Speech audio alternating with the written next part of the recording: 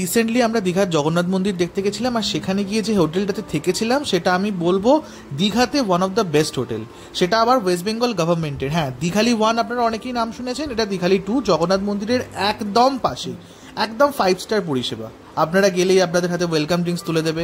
তবে হ্যাঁ, check in করাবে 12টায়, মানে আপনারা যদি 11টায় পৌঁছে যান, একটু আমাদের বসিয়ে রেখে 12টায় চেক ইন করেছিল, ঠিক আছে। তবে হোটেলের ভেতরটা একদম 5 স্টারের মতন করে সাজানো। আমি বলবো না অনেক কিছু আছে, তবে মিনি ফ্রিজ আছে, টয়লেটারিজ দেয়, তারপরে আপনার একটা ছোটো টেবিল বসার চেয়ার রয়েছে। মানে এক কথায় বলতে গেলে যতটা আপনার লাগবে 5 স্টার একটা পরিষেবাকে উপভোগ করার জন্য, ততটা এরা দিয়ে রেখেছে। মেনু কার্ড দিয়ে রেখেছে ভেতরে, আপনি রুম সার্ভিসে কল করে রুম সার্ভিসের খাবার অর্ডার করে নিতে পারেন, চা অর্ডার করে নিতে পারেন, বেডটি অর্ডার করে নিতে পারেন। মানে এইসব ব্যাপারগুলো খুব ভালো। তারপরে গেলে আপনাকে একটা করে জলের বোতল দিচ্ছে, আমার খুব ভালো লেগেছে ব্যাপারটা। 5 স্টার একটা ফিলিং আছে। একটা সুন্দর ব্যালকনি আছে, আপনার কাঁচের দরজা দিয়ে ব্যালকনির মধ্যে ঢুকছেন ভোরবেলা, গিয়ে একটা সামনে সোজা আসি ঝাউবো না, তার সামনে দিয়ে একটা রাস্তা যাচ্ছে, যে রাস্তাটা কিন্তু একদম জগন্নাথ মন্দিরকে কানেক্ট করছে। একদম জগন্নাথ মন্দির এই হোটেলের খুব কাছে, হোটেল থেকেই দেখা যায়। এবার আপনাদের সবচেয়ে বেশি যেটা চিন্তা হচ্ছে যে ওয়াশরুম, আপনারা দেখছেন ভিডিওতে, ওয়াশরুম কিন্তু যথেষ্ট পরিষ্কার পরিচ্ছন্ন। মানে আমরা সব হোটেলে গিয়ে এতটা পরিষ্কার পরিচ্ছন্ন ওয়াশরুম এক্সপেক্ট করতে পারি না। এদের কিন্তু ওয়াশরুম নিয়ে আমার কোনো রকম অভিযোগ ছিল না।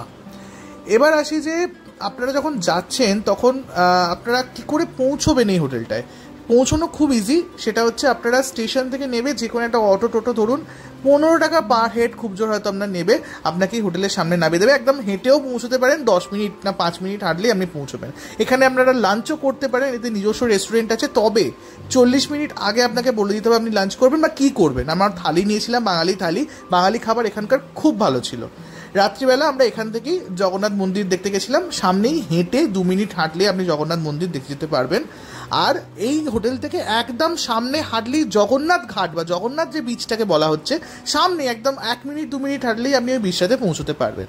এবার বললে যদি আপনি নিউ দীঘা যেতে চান, নিউ দীঘা কিন্তু এই হোটেল থেকে একটু দূরে। সেটা হচ্ছে আপনাকে অটো বা টোটো ভাড়া করতে হবে এবং 10 টাকা 15 টাকা পার হেড নেবে, তাহলে একটু 5 মিনিট গিয়েই আপনাকে নিউ দীঘার সামনে নামিয়ে দেবে। এবার আসি খরচাপাতির বিষয়ে।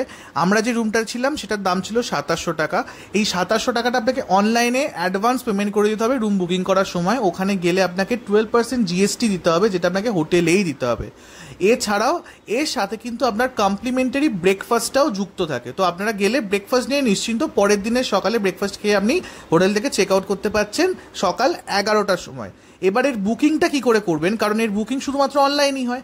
সেটা যদি জানতে চান তাহলে আমাকে কমেন্ট করে জানান, আমি আপনাদের জন্য একটা পুরো ভিডিওই আনবো যেটাতে আমি বলবো যে আপনার বুকিং কি করে করতে পারেন। ধন্যবাদ।